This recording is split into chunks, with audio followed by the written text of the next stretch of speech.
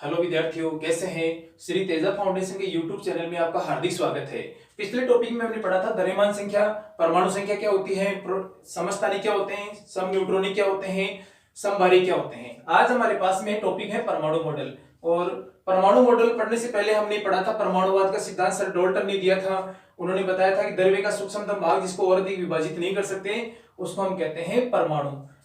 सबसे पहला मॉडल आता है थॉमसन मॉडल। थॉमसन मॉडल, परमाणु का थॉमसन मॉडल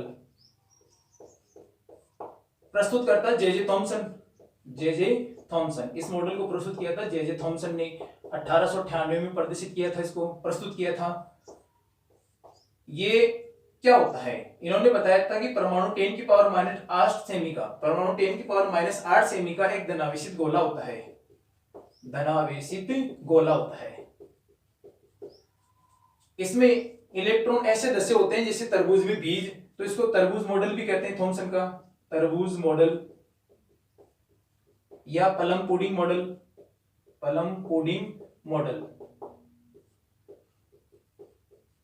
देखिए, एक धनावेशित गोला है परमाणु, धनावेशित गोला, और इसमें इलेक्ट्रॉन ऐसे धसे होते हैं जैसे तरबूज में बीज, ये हो जाते हैं ऋणावेशित इलेक्ट्रॉन, ऋणावेशित इलेक्ट्रॉन।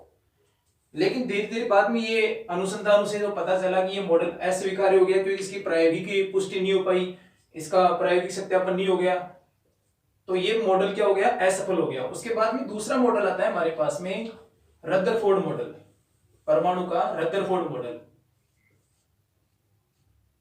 Rutherford model. इस मॉडल को प्रस्तुत किया था अर्नेस्ट रदरफोर्ड ने। अर्नेस्ट रदरफोर्ड वह उनके सहयोगी विद्यार्थी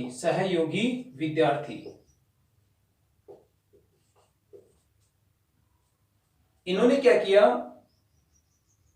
अत्यंत सूक्ष्म एक सोने की पन्नी और उसके चारों ओर जिंक सल्फाइड का एक पर्दा लगा दिया, जिंक सल्फाइड का पर्दा लगा दिया। 100 नैनोमीटर के आकार की ये अत्यंत सूक्ष्म सोने की पन्नी ली, उसके चारों ओर दीप्तिशील जिंक सल्फाइड का पर्दा लगा दिया। अब इस पन्नी पर लेड बॉक्स से,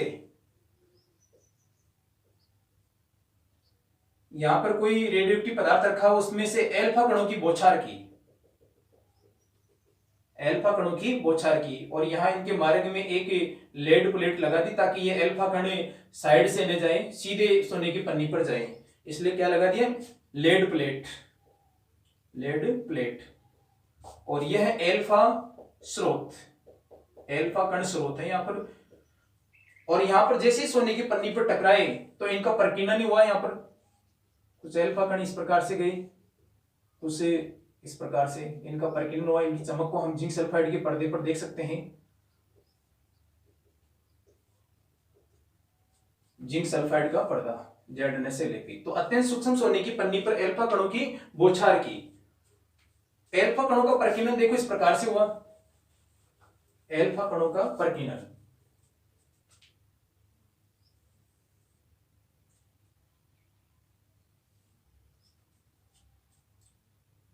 अल्फा कणों के स्रोत से अल्फा कणों की बौछार की तो अधिकांश अल्फा कण सोने की पन्नी को पार कर गए, सीधे निकल गए। कुछ अल्फा कण ऐसे थे जो लगभग 2000 में से, लगभग 2000 में से एक अल्फा कण, 2000 में से एक अल्फा कण 90 डिग्री के कोण पर विचलित हुए। कितने डिग्री पर, 90 डिग्री के कोण पर। अधिकांश अल्फा कण सोने की पन्नी को पार कर गए, लगभग 2000 में से एक अल्फा कण 90 डिग्री कोण पर विचलित होता है, 90 डिग्री के कोण पर विचलित होता है। लगभग 20,000 में से एक अल्फा कण था जो इस परमाणु के बीचों बीच गया और टकराकर वापस लौट आया। लगभग 20,000 में से एक अल्फा कण, 20,000 में से एक अल्फा कण 180 डिग्री के कोण पर विचलित होता है। कोई ऐसा कोई भारी भरकम चीज लगा परमाणु में, कोई पत्थर है जैसे कि मार्ग में आ गया और उसे टकराया और वापस लौट आया, भारी भरकम चीज लगी यहाँ पर, अधिकांश अल्फा कण सोने की पन्नी को पार कर गए, कुछ 90 डिग्री पर, कुछ 180 डिग्री पर विचलित हुए। तो ये था अल्फा कण प्रकीर्णन, अल्फा कण प्रकीर्णन। नेक्स्ट देखते हैं क्या प्रेक्षण प्राप्त हुए। पहला प्रेक्षण तो था अधिकांश अल्फा कण सोने की पन्नी को पार कर गए, और दूसरा प्रेक्षण 2000 में से एक अल्फा कण 90 डिग्री कोण पर विचलित होता है। तीसरा प्रेक्षण है 20,000 में से एक अल्फा कण 180 डिग्री के कोण पर विचलित होता है। लास्ट में इसमें देखो क्या निष्कर्ष निकाले गए। निष्कर्ष देखिए इसके,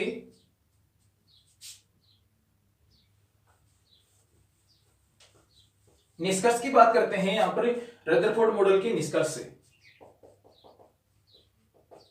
फर्स्ट निष्कर्ष की बात करें तो परमाणु का समस्त धनावेश एक जगह केंद्रित होता है। यह निष्कर्ष निकाला गया कि परमाणु का समस्त धनावेश एक जगह केंद्रित होता है, जिसको नाभिक कहते हैं। ऐसा स्थान जहां समस्त धनावेश केंद्रित रहता है उसको नाम दिया नाभिक। तो नाभिक की खोज किसने की थी, याद रखना, रदरफोर्ड ने की थी। रदरफोर्ड मॉडल से हमें पता चला कि नाभिक की कहां होता है, क्या आवेश होता है नाभिक में। नेक्स्ट, परमाणु में इलेक्ट्रॉन उसी प्रकार चक्कर लगाते हैं जैसे ग्रह सूर्य के चारों ओर, यानी सौर मंडल की तरह। सौर मंडल की तरह परमाणु में इलेक्ट्रॉन वैसे चक्कर लगाते हैं जैसे ग्रह सूर्य के चारों ओर, वैसे ही चक्कर लगाते हैं जैसे ग्रह सूर्य के चारों ओर चक्कर लगाते रहते हैं। तो रदरफोर्ड ने इसकी सौर मंडल से तुलना की है। नेक्स्ट हम बात करते हैं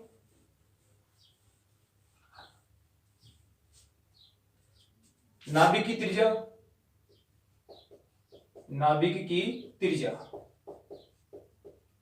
10⁻⁻15 मीटर, और परमाणु की त्रिज्या की बात करें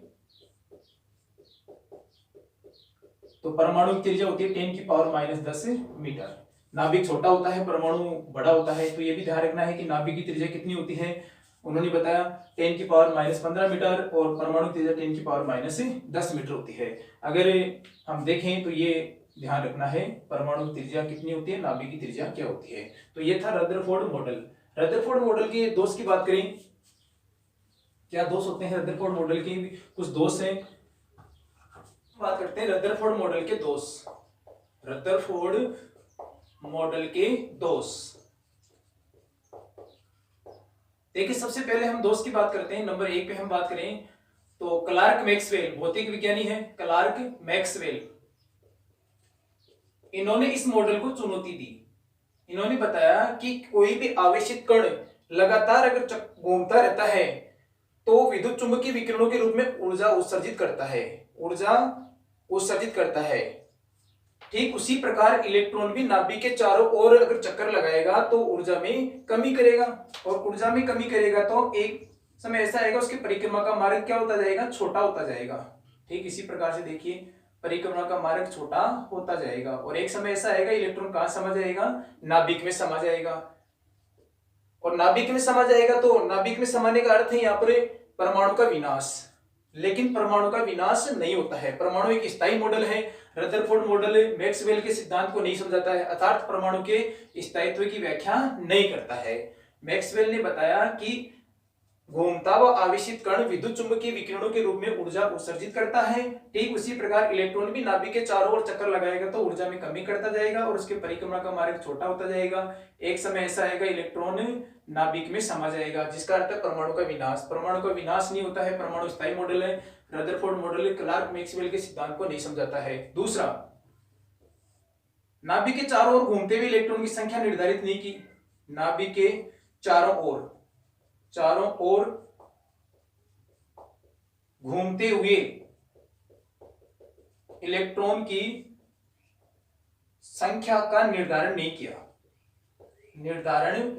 किया। कितने इलेक्ट्रॉन चक्कर लगाएंगे, 10 लगाएंगे, 20 लगाएंगे, इस बात को स्पष्ट नहीं किया है। 8 लगाएंगे, 20 लगाएंगे, 50 चक्कर लगाएंगे, ऐसे संख्या का निर्धारण नहीं किया। नेक्स्ट, हाइड्रोजन के रेखीय स्पेक्ट्रम की व्याख्या नहीं करता है। रेखीय स्पेक्ट्रम यानी हाइड्रोजन परमाणु के रेखीय स्पेक्ट्रम की व्याख्या नहीं करता है, स्पेक्ट्रम की व्याख्या नहीं करता है। तो ये था रदरफोर्ड मॉडल के दोष से। हमने पढ़ा रदरफोर्ड मॉडल क्या होता है, इसको किसने प्रस्तुत किया था। परमाणु जो होता है उस पर उसका अधिकांश भाग खोखला होता है और समस्त धनावेश एक जगह केंद्रित होता है, जिसको नाभिक नाम दिया। अधिकांश भाग खोखला होता है क्योंकि 99% अल्फा कण सोने की पन्नी को पार कर गए थे। सौर मंडल से तुलना की, घूमते हुए इलेक्ट्रॉन की, परमाणु की त्रिज्या देखी, नाभिक की त्रिज्या देखी। नेक्स्ट हम मिलते हैं नए मॉडल के साथ, बोर मॉडल पढ़ेंगे अगली क्लास में। धन्यवाद।